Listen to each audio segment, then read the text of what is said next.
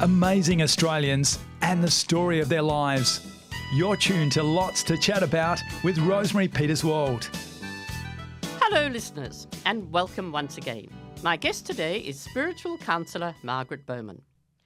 Margaret has been a spiritual counsellor for more than 40 years, and her field of expertise, involving her ability to see people's auras, both in person and from afar, allowing her to make observations about the subject's talents, spiritual development or physical well-being.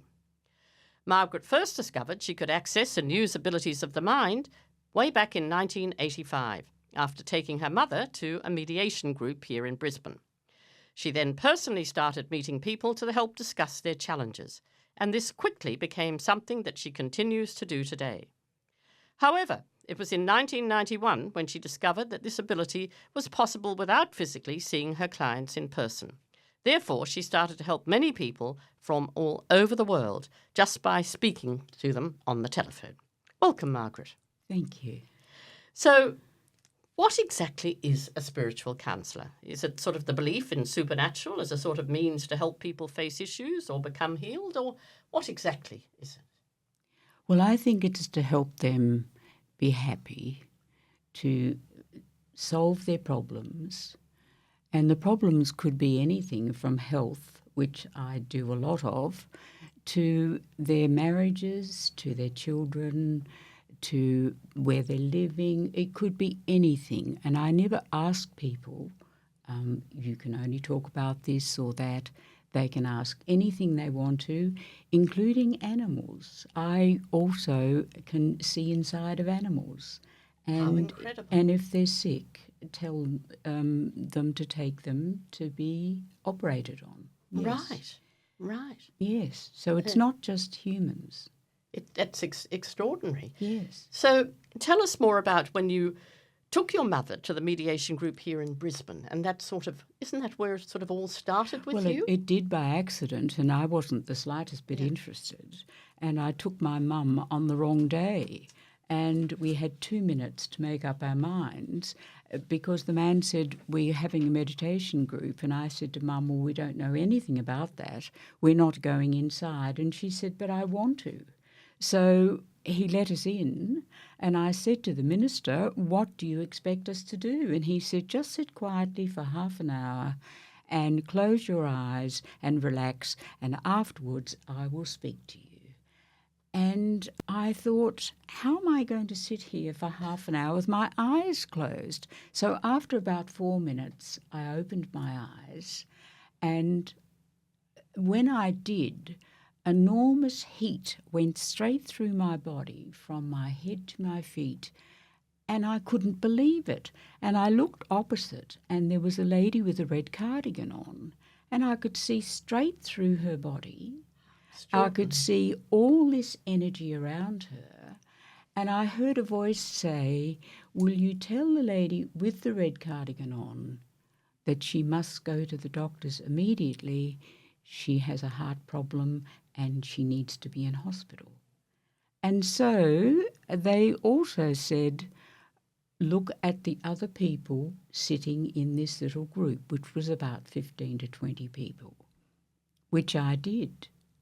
And when the time came afterwards for people to have a little chat, the minister got to me and said, oh, Margaret, how do you feel? And I said, well, I'm absolutely stunned. I don't know anything about this, but I have a message for every person here. And my mother said, don't be ridiculous. We don't know anybody here. But they all knew what I was talking about.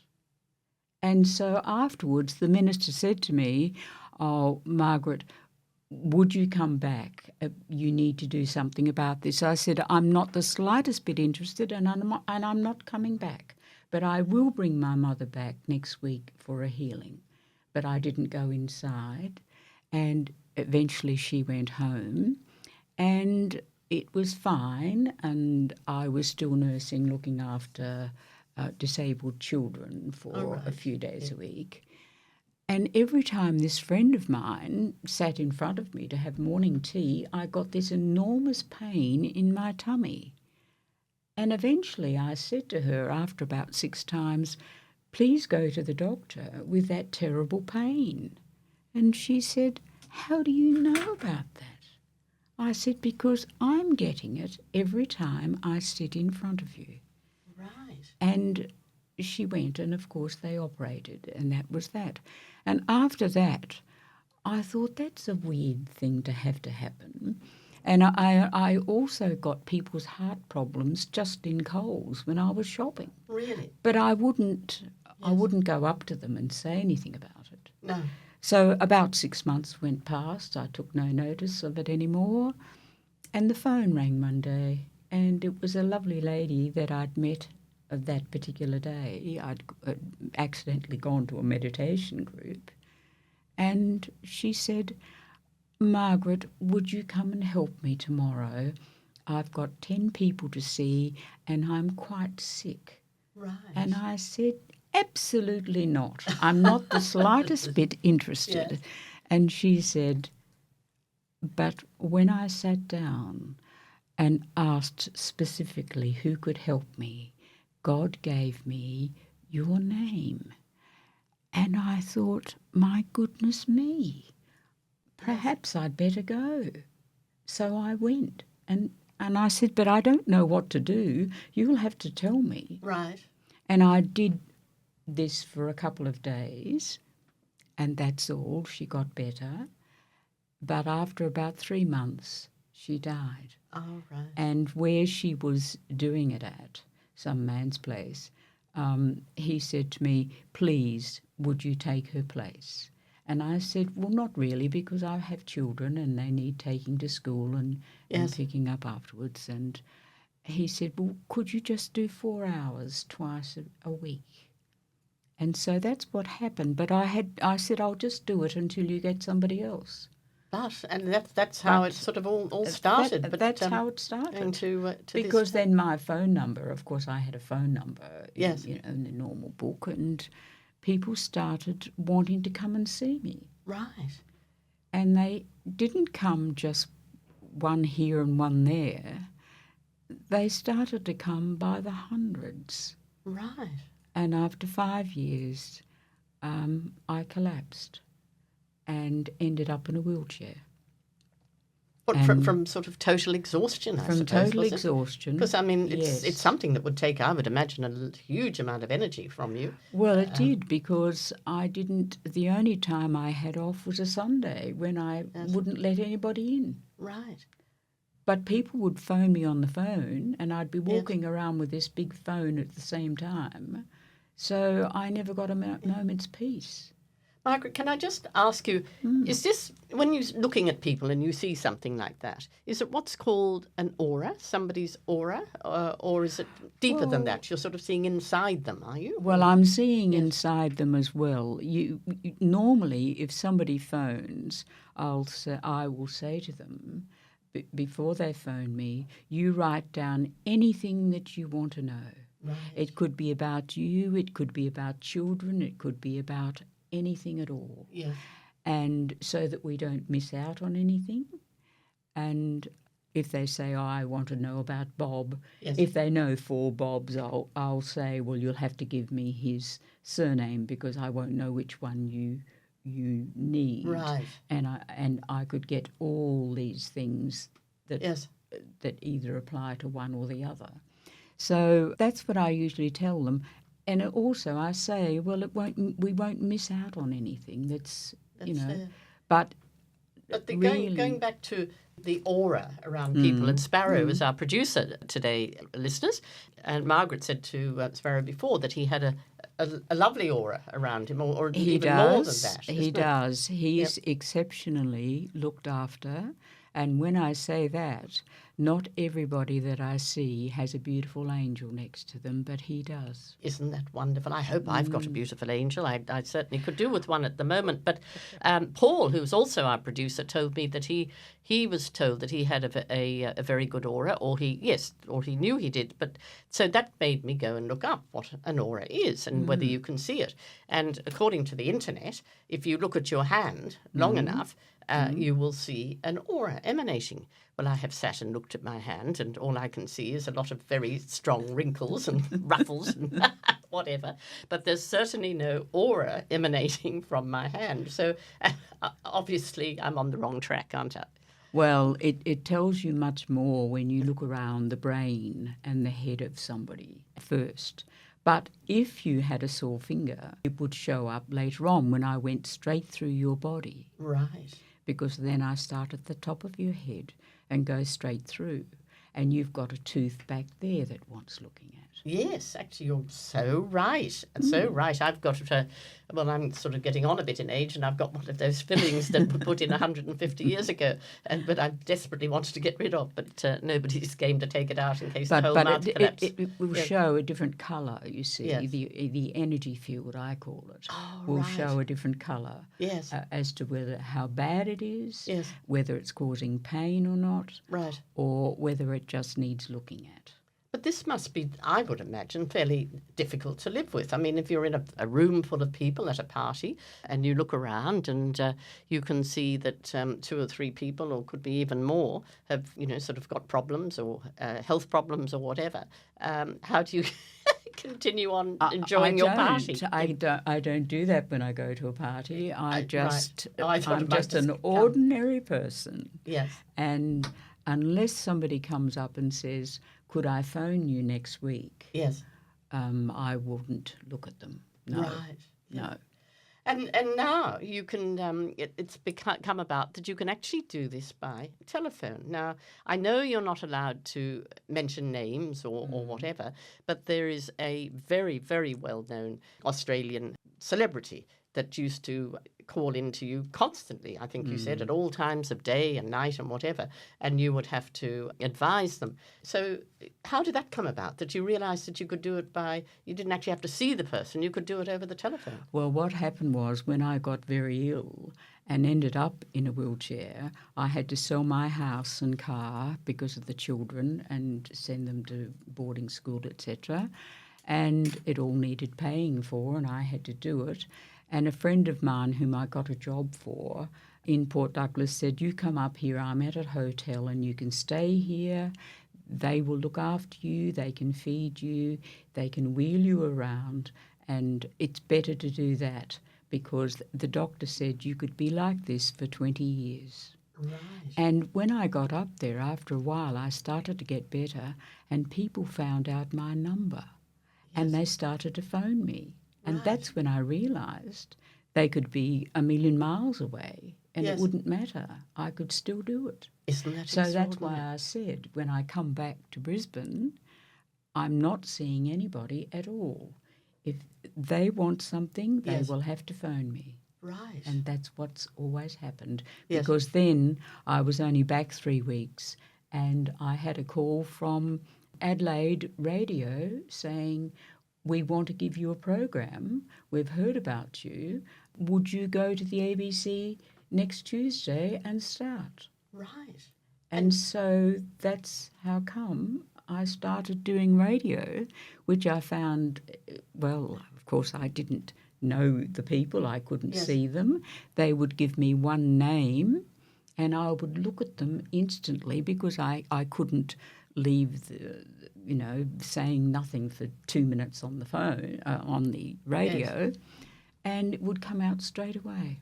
Isn't it extraordinary? And Margaret told me a wonderful story because you not only are you on radio in Australia, you've been in Ireland, and which is, of course, my home country, and England. But she told me a beautiful story earlier on about how she was on the radio in Ireland and people, including all the workmen and whatever, would suddenly pull in under a bridge or whatever and ring in, didn't they? And you could give them advice. Oh, they did. They did. And I did Ireland for at least 12 months.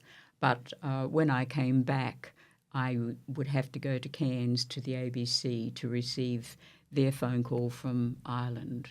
Right. And to be able to speak Yes. to them, yes. But at least I saved the radio station, which was on the verge of closing. Oh, of course, yes, yes. yes. So tell us more about that. Yes, it Well, was they called going me downhill over very there. much. Well, they Yeah. called me over there because the station was going broke. Yes. And they wanted something different. So they called me over there to conduct a program, and it picked up almost straight away, and within 12 months it was 93%. How extraordinary, isn't it? And that man, unbeknownst to me a couple of years later, bought a station in London.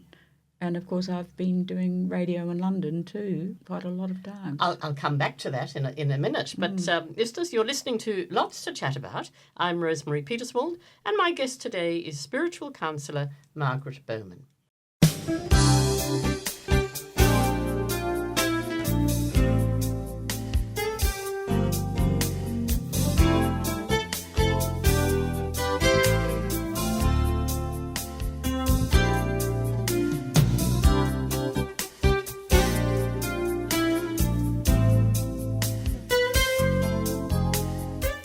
So, Margaret, yes, going back to that radio show in England, which was called Universally Speaking, I think, is that right? Which took listeners on a journey of self-discovery, and they were given a rare opportunity to tune in to Insight with you and also Ruth Phillips, wasn't it? And yourself. So how did that sort of come about further than what we said before? Well, the chap that gave me the 2-hour program in Sydney, he then moved from to Oxford, and they had bought one station there and were starting it off. And he phoned me and said, "I'd like you to come and do a program." So I went over to London for at least 6 weeks just to see how it would take. Yes. And it worked beautifully. So I came home for a while, and then because we had to do so many hours, a morning and night, Yes. they got the other lady to come as well. But she moved to London, Right. whereas I didn't. So eventually they put a station in my house at home here in Australia, and I would probably start at 5:30 in the morning one morning, and at 10 o'clock at night another time. Because the timing is so much different in London. Exactly, yes. And I gather the show was a terrific success. It was, because, of course, you couldn't see the people. You didn't even know their names 9 times out of 10, because they rang the phone number there and would say, "I want to speak to a lady immediately, please, just put me through." And the presenter would say, 5 seconds, Yes. you've got to speak to somebody in 5 seconds. And that was it. Yeah. That's all you knew. How extraordinary. And you could go from there. Is it a bit like sort of astrology, looking into the future, or is it totally different? No, I wouldn't say it's that. No. No, I wouldn't. It's I got wouldn't. no connection to that sort of at all. No, and I mean, I know a lot of people said they did lessons and things Yes. like that. Well, of course, I wasn't even interested. I never did a thing, and I still haven't. I must have been born with it, but I had to go through quite difficult times for it to be triggered. And I think that's what happened when I got to Brisbane with the 2 children and had to keep them and had to earn money to Yes. keep them. And all of a sudden, this started. Yes. So, Margaret, tell us about where you grew up. You told me you were on the land in South Australia, and how you sort of ended up, here in Brisbane. Well, I was born on a property in South Australia, which I love. And I went on a holiday. Mum and Dad said, "You can't stay home on the property. You've got to go and do something." Get out there and do something. Yes. But eventually, after doing this hairdressing thing for 5 years, which I hated, we all went for a holiday, my sister and a couple of other girls, and we went to New Zealand. And then I came back and went up north with a friend of mine. and met this So man you're I talking north, eventually sort of married. Early Beach, that sort of area? Yes, or further Early north? Beach, Yes. Early Beach, Yes. which I loved. Yeah. And then eventually, of course, we went up to Port Douglas, which is also a gorgeous place. It certainly is. And yes, and I had the two children by then, 4 months and 16 months, not much in between them, and started running a couple of big businesses up there. And eventually was told that I would have to look after the children because my husband took every cent. And I hopped in the car one day and drove to Brisbane with them and didn't know a soul here. Not a soul. Not a soul. I'd never been to Brisbane ever. Gosh, what a huge move. I Yes. know. And So sorry, how old were the children again? Just How very... old are they now? No, how old were they then? They were about 6 and 7 then. What a huge move, isn't it? Yes, to come here, not as you say, not knowing a soul. No, I didn't know a soul. But anyway, I bought a property and doubled the money in about 18 months and then decided I would buy and sell properties to make enough money to survive. Right. And that's really what happened when I first got here. Yes. And it wasn't until my mother came up sick that I got told to go to this healer and went the wrong day and ended up at this meditation group, and The rest is history. the rest is history. Exactly. That's right. But tell me, you've also got enormous talent for finding things. For instance, if you've lost that, really treasured diamond ring, or as Margaret and I know, somebody who's lost a very precious diamond watch and whatever, you are able somehow to help people at least go in the right direction, whether it's car keys or whatever, to find things. Well, when I went to Darwin, I had to speak to an American, and not long afterwards, he sent me a map of the middle of Australia and said, there are 2 bodies missing. Would you be able to find them? And I said, do you have any idea where they are? He said, no. And there's not even a tree in all of this area, which was, thousands of k's. Yes. So I marked it in about 10 minutes on this map he sent, posted it back to him and heard nothing for a month. And then after a month the phone rang and it was he, and he said, we're leaving now to go to where you say these bodies are. And they found them right where I said.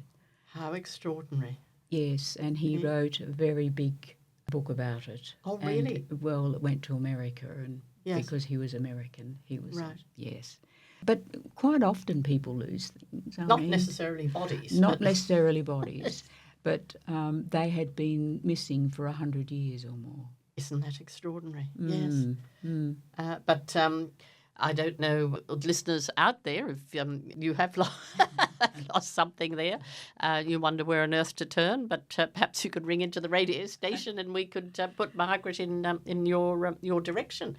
But I've had to find lots and lots of people's things they've lost, rings, as you said, and Yes. clothes and, whatever. It certainly is an extraordinary, talent, I would say, but that's something, as you say, that you were born with, and so if you Well, I must if you have didn't been. take advantage of it, I mean, you probably feel guilty because it's not everybody that has that. Well, is I it? tried to get out of it. I I said, know. I'm not doing it. I'm not interested. But every time that happened, Japan would ring up and say, we want you over here, or Singapore, or, countries everywhere would ring up. New Zealand, please come over. We need you here for a moment. And this Yes. is what would happen all the time.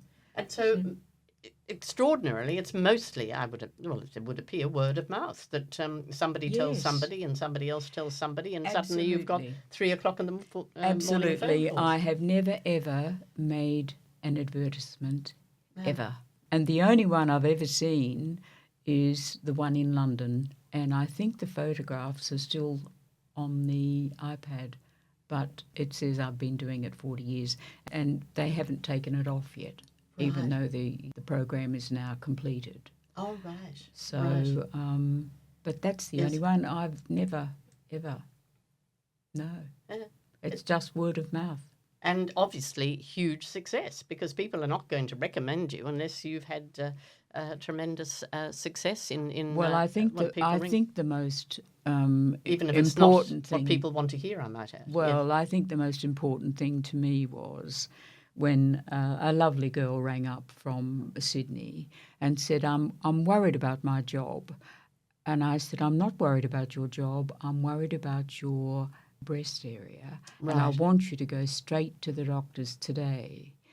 Will you do that? She said, oh, yes. Yeah. 6 months later, she phoned. And she said, I want to ask you back about the job. And I said, no, you didn't go to the doctors when I told you to. And she said, no, I didn't. And I said, well, you need to go this minute. And if you don't, I'm going to ring the specialist myself. And she said, all right, I'll go. 5 days later, she phoned me and said, I've got to have 2 breasts off tomorrow. But did that save her life? Yes, Well, she lived. isn't that the most wonderful story? Mm. So, gosh, Margaret, I could go on talking to you forever. And I'm sure Sparrow there too would like to hear a little bit more about his wonderful aura. It's that, really quite an is interesting there? Yes. little But sadly, session we've had, isn't it? You know? Exactly, but sadly we're running out of time. But we will ask Margaret to come back, and I'm not sure whether listeners can give us some feedback or even write in with a couple of questions that Margaret might be able to ask Margaret next time we're here. But anyway, Margaret Bowman, spiritual counsellor, thank you so much for joining us today. And on behalf of all of our listeners, thank you. It's been terrific, really terrific talking to you. It's been a pleasure, and I absolutely love the angel. Oh, I Next wish I had door. an angel there as well. Isn't that terrific? Thank you, Margaret, and thank you to our listeners. Great friends and great chats. That was another Lots to Chat About with Rosemary Peterswald. Stay tuned next week for another amazing chat.